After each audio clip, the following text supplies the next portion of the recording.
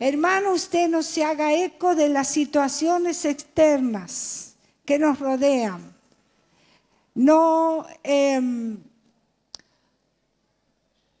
sea ese que enciende en su vida el accionar de los principados que están a nuestro alrededor.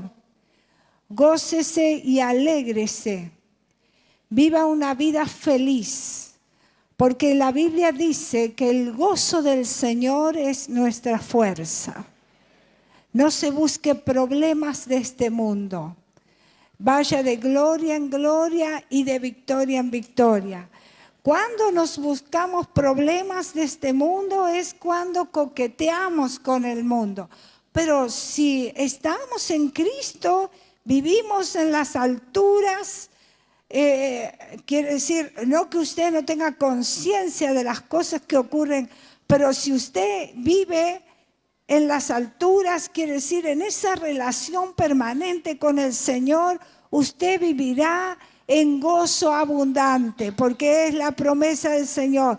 Cuando estamos con el Señor, Él va adelante, Él abre puertas increíbles, increíbles.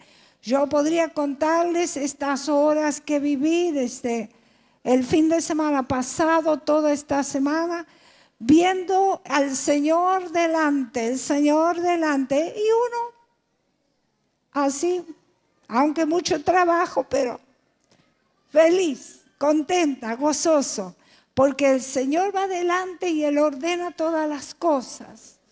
Amén. Y hasta uno llega a entender otro idioma que ya me voy a volver portugués, voy a terminar hablando. Pero uno termina entendiendo, porque es increíble. Decíamos, ¿cómo nos entendemos? No sabemos, pero el Espíritu Santo está orando. Amén. Él prepara todas las cosas, aún esos detalles que uno no puede nunca imaginar. El Señor. Mire, estábamos en un vuelo. Tuve que hacer algunos vuelos internos para ir de una ciudad a otra a predicar. Y entonces estábamos con mi hija Claudia y nos habían sacado un vuelo de tres asientos. Entonces, el pasillo, el medio y el otro. Claudia y yo estábamos al pasillo, al medio. Quedaba la de la ventanilla, quedaba libre. Entonces dijimos, y bueno, eso es para que nadie esté ahí, porque es más cómodo, uno va haciendo cosas, aprovechando, va así, ahí no va a haber nada. Entonces, pero vino alguien, se sentó. Entonces dijimos con mi hija Claudia, ese lugar es del Señor Jesús, Él va con nosotros. Así que ese asiento es del Señor Jesús. El vuelo va a estar tranquilo. Estuvo tranquilo, gloria a Dios, todos los vuelos. Entonces, ese asiento para el Señor Jesús, dijimos. Y lo declaramos en fe. Vino uno, se sentó, y no sé quién le llamó atrás, se tuvo que ir. Entonces vino otro. Ese otro también lo llamó otro, se tuvo que ir. Nadie se pudo sentar ahí.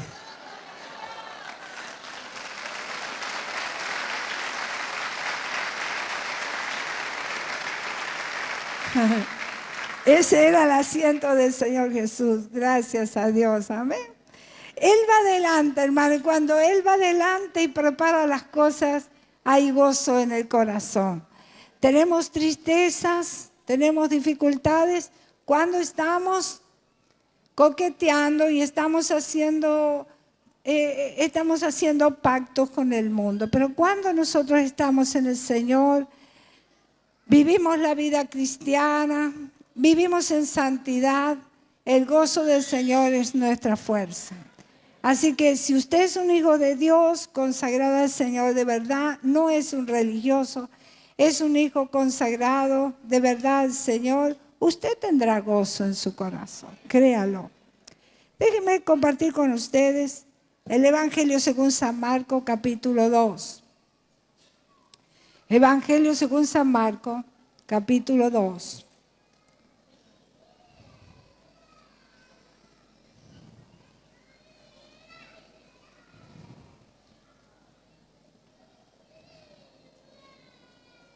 Quizás mañana vamos a pasar algunas visual de lo que estuve haciendo en Brasil. Entró Jesús otra vez en Capernaum después de algunos días y se oyó que estaba en casa. Repito, entró Jesús otra vez en Capernaum después de algunos días y se oyó que estaba en casa.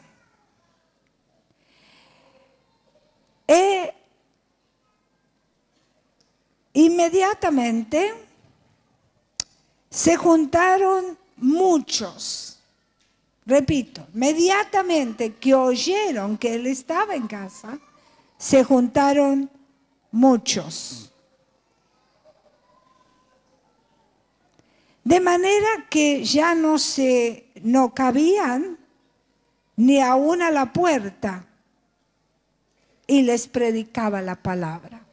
Ya no había lugar, escucharon que él estaba en casa, entonces vinieron a escuchar al Señor Jesús y ya no había lugar, en ese lugar, él comenzó a predicarles. Entonces vinieron a él unos trayendo un paralítico que era cargado por 4.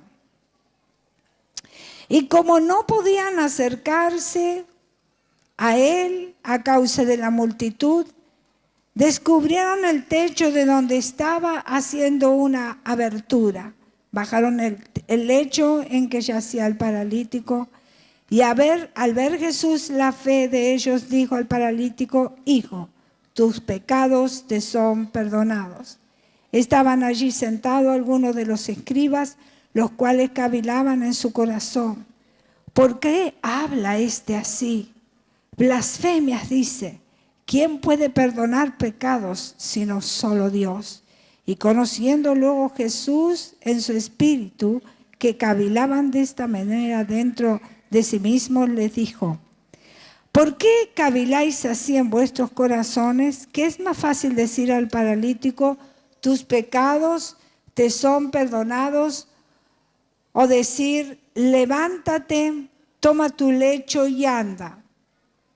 Pues para que sepáis que el Hijo del Hombre tiene potestad en la tierra para perdonar pecados, dijo al paralítico: a ti te digo, levántate, toma tu lecho, vete a tu casa. Entonces él se levantó enseguida y tomando su lecho, salió delante de todos, de manera que todos se asombraban y glorificaban a Dios, diciendo: nunca hemos visto tal cosa. Amén. Déjeme decirle 2 o 3 cositas. Es muy rica esta lectura, hay mucho para hablar sobre ella. Pero 2 o 3 cositas quiero decirle solamente.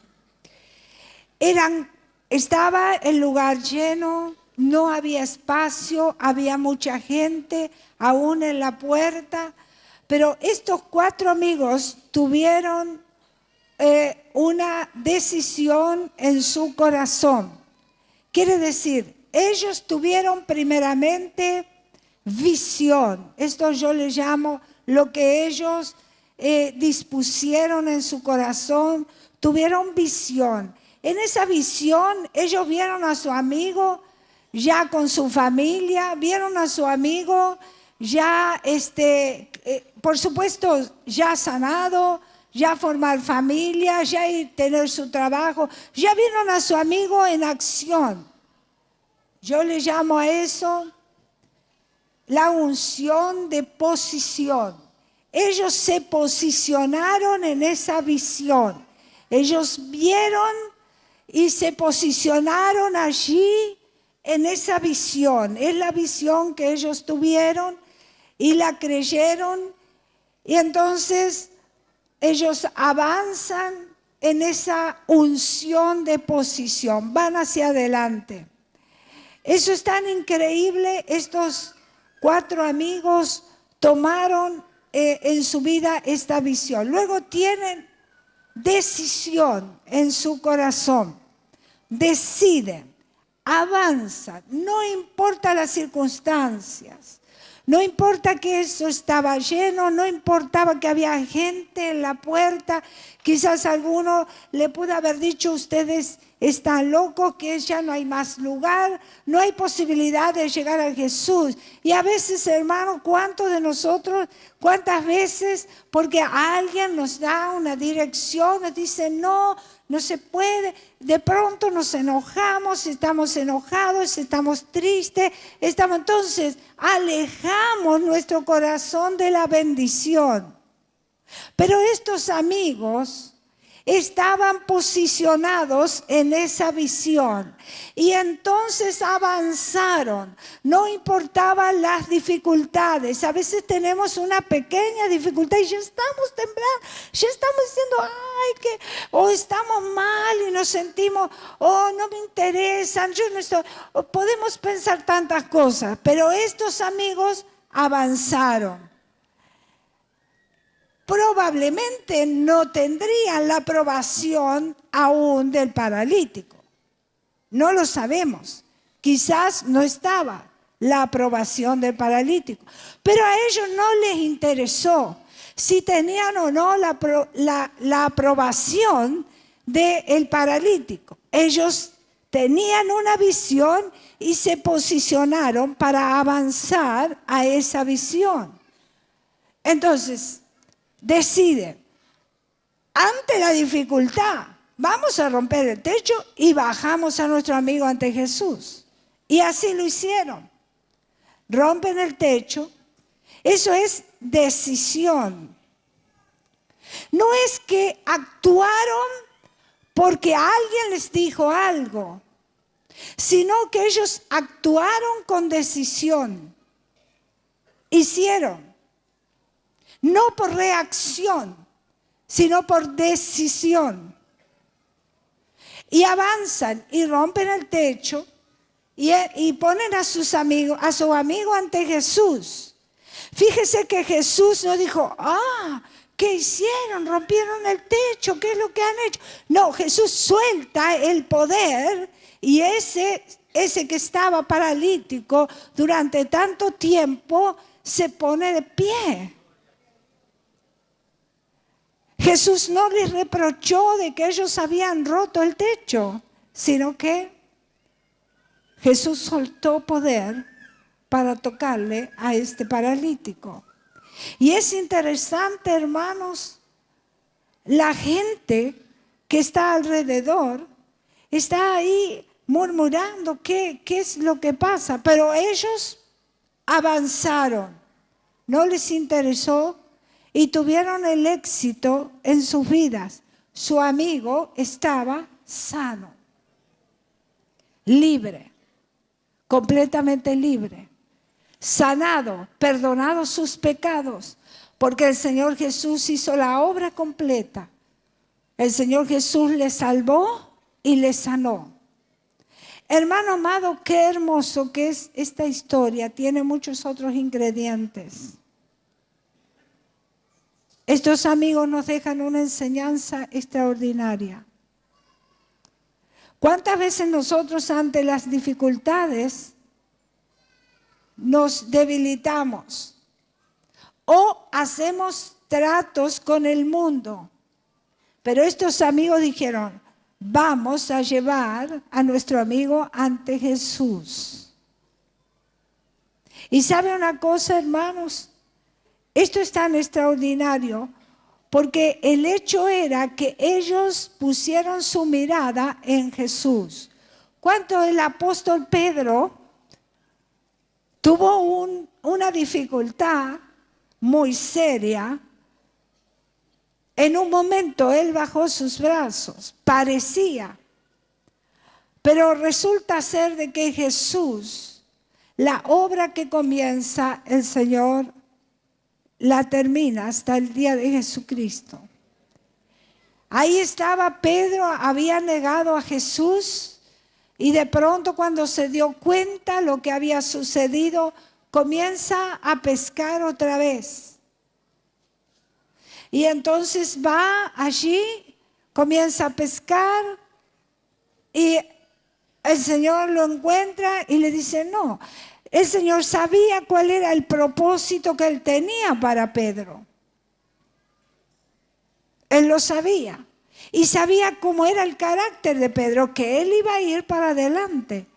Y ¿sabe qué? En un momento se encuentra en medio del agua, está el mar embravecido.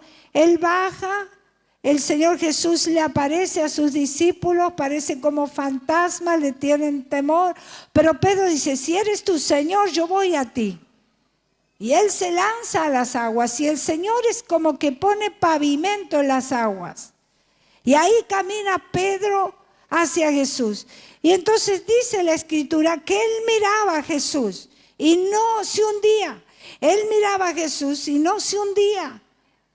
Extraordinario. ¿Qué pasó con Pedro? Que tantas veces decimos, pero ¿qué pasó con Pedro? El tema solamente es que él bajó su mirada, no siguió mirando a Jesús y se comenzó a hundir. Pero mientras él tuvo su mirada a Jesús, él estuvo triunfante. Entonces, el Señor Jesús una y otra vez le dice a Pedro, la obra que él comienza, él la termina. Había un propósito de Dios en la vida de estos amigos, pero también había un propósito de Dios en la vida de este paralítico. Y la obra que el Señor comienza, Él la va a terminar. Pedro, yo sé a dónde ibas a llegar. Pedro, yo sé que tú ibas a llegar a destino. Sé que tú ibas a llegar. Y hermano amado, a veces nos encontramos que bajamos los grandes problemas de nuestra vida es porque bajamos nuestra mirada de Jesús. Hay un montón de cosas, hermanos, que ocupan nuestro tiempo. A mí me impresiona, en estos días hice un cálculo de la cantidad de tiempo que dedicamos a otras cosas. Y cuando de pronto tenemos que hacer algo para el Señor, decimos, ay, ¿cuánto que hago para Dios? ¿Cuánto? ¿Sabe que estaba siendo trasladada de una ciudad a otra ahora por tierra en un coche y el pastor nos llevaba y él tuvo una experiencia y a mí me impresionó una frase que él dijo de todo lo que contó de su experiencia espiritual cuando comenzó la obra en ese lugar. Entonces él contaba y entonces dice que en un momento él le dijo al Señor, Señor, pero yo te sirvo, yo he dejado todo. Era alguien que había tenido bienes y demás, y en eso Dios lo llama. Y él tenía una casa muy importante, muy grande, porque era un hombre que estaba muy bien económicamente, así que tenía una casa casi como una mansión en un lugar muy importante, un barrio muy importante. Pero era tan en esas condiciones que luego no la podía vender y él necesitaba venderla porque ahora había dedicado toda su vida al Señor y no la podía vender y estaba mal. Él lloraba cuando nos contaba esto, quebrantado porque Dios habló, Dios trató con él. Y el tema es que él habló con Dios y dije, Señor, como que estaba enojado con Dios. Y le dijo, ¿cómo es posible si yo te sirvo, si yo hago esto, si yo he dedicado mi vida a ti, Señor? ¿Y sabes qué le dijo el Señor? Jaja. Hermano, cuando yo escuché esa frase, el hermano lloraba cuando nos contaba. Yo escuché esa frase y me atravesó. Dice el Señor, le dijo, ¿y sabe qué, pastora? Me dijo el Señor, tus obras son trapo de inmundicia. Ajá, ¿la agarraste? ¿Cuántos le sirven al Señor aquí? Ajá. Tus obras son trapo de inmundicia. Ajá, ajá.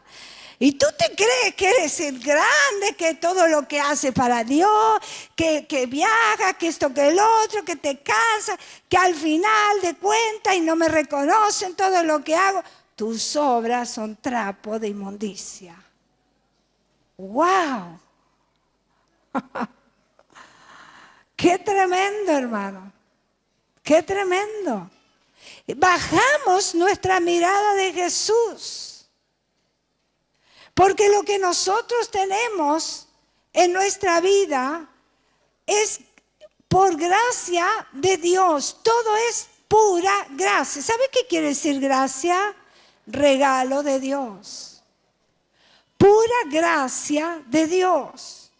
Él nos da todo. Y lo que tiene valor es su única obra magistral, única, para siempre en la cruz del Calvario. Y hermano, ¿cuánto te cansas? ¿Cuánto te fatigas en este mundo? ¿Cuánto, sabes qué? Y tú dices, yo necesito éxito en mi vida. Yo necesito tener cosas. Y te trabajas horas y horas y horas y malgastas tus horas. Y sabes, cuando llegas aquí, es como que te caes y dices, si yo... Y llegas aquí a la iglesia, hecho una bolsa de papa y que te bostezas y te duermes y ya estás, porque gastaste tu vida en otras cosas. Horas y horas. Pierdes la fuerza, pierdes el gozo. Porque no tienes visión, no tienes tu mirada en Cristo. Hermano amado, porque has bajado tu mirada de Cristo y haces las cosas por esfuerzo, por tus obras. Cuando tú bajas tu mirada de Cristo, tú haces con tu esfuerzo, son tus obras. Y no es la obra de Cristo. Entonces, cuando nosotros ponemos nuestra mirada en Jesús, hermano amado, jamás te hundirás. Cuando no malgastas tu vida, dice el Señor, que tenemos que traer a nuestro día sabiduría. Cuando tú malgastas tus días, te desgastas. Pero cuando tú lo inviertes en el Señor, quiere decir, cuando yo me pongo bajo la autoridad de Dios, yo pongo mi mirada en Jesús, así, extraordinario. Tus horas, tus días se multiplican, tus fuerzas. Tienes el gozo del Señor, hermano amado. Y dice la Escritura que nadie, ¿sabes qué? Nadie puede ir contra ti porque se enfrentará con la obra de Dios y no con tus obras. No con tus obras. Y a veces estamos muy que yo hago, que yo voy, que yo esto, que yo lo... Yo estoy hablando a maestros, a coordinadores, a supervisores, a toda la cosa. Sácate todas las cosas que tienes, hermano, que tú crees que haces, porque son trapo de inmundicia. Pero yo entregué, no entregaste, trapo de inmundicia. Solo importancia la obra de Cristo. Cuando tú miras a Cristo, tú siempre, siempre, siempre tendrás victoria. Siempre, siempre, siempre. Aleluya, gloria al Señor. Y tendrás respuesta en tu vida, y como estos amigos, el Señor Jesús soltará poder sobre tu vida, serás sano, serás libertado en el nombre poderoso de Jesús. Amén. Amén. Gloria al Señor. Pedro lo aprendió. Pedro lo aprendió y alcanzó la meta. Estos 4 amigos lo supieron, se mantuvieron en fe, tuvieron unción de posición, se posicionaron correctamente y alcanzaron la victoria para su amigo. Quizás tú tienes un amigo que necesita ser sanado en esta noche. Quizás tú tienes un familiar que necesita ser sanado, ser libertado, alcanzar la victoria en su vida. tus obras no servirán. Pon tus ojos en Jesús. Vive tu vida en santidad. Vive de verdad cerca de Jesús y tendrás victoria en tu vida. Ponte de pie, hermano, un minuto, en el nombre de Jesús. Gloria al Señor. Vamos a inclinar nuestra cabeza en el nombre de Jesús. En el nombre de Jesús. Hermano amado, si de verdad amas al Señor, tienes que posicionarte correctamente. Hay gente que va a los grupos, que asiste a los grupos. Tú no eres dueño de esas personas. Tú tienes que llevar, es una demanda de parte de Dios, de que esas personas conozcan a Jesús. No importa quién eres tú, que te aplaudan. No es para que te aplaudan, no es para que te sirvan, sino que la importancia es que nosotros llevemos esas almas al conocimiento del Señor Jesús. Que conozcan a Jesús. Como hicieron estos amigos, llevaron a su amigo, hicieron lo imposible para que conozcan a Jesús. A Jesús. Si tú no pones a Cristo en el medio, será un fracaso, trapo de inmundicia. Es poner la obra de Cristo en medio. Es su cruz, es su obra lo que yo tengo que levantar. Y las almas serán salvas, las almas serán sanadas, vendrán a los pies de Jesús. Porque es voluntad de Dios que muchos vengan a Jesús. Que muchos conozcan al Señor Jesús. Él dio su vida para que muchos vengan a su conocimiento, para que muchos vengan a Él. El Señor Jesús dijo: vengan a mí todos los que están trabajados y cargados, que yo soy el que les doy el descanso. Aleluya, aleluya. A veces estamos muy preocupados de cuál éxito yo pueda tener, cuántas cosas yo pueda tener, cuántos beneficios yo pueda tener. Para el Señor son trapo de inmundicia. Tenemos que edificar más para la eternidad. Y Dios ama a aquel que trae muchas almas al Señor. Al Señor, no a sí mismo, al Señor. A Él. Porque Él es que nosotros no podemos libertar a nadie, nosotros no podemos sanar. Él es el libertador, Él es el salvador, Él es el sanador. Amén.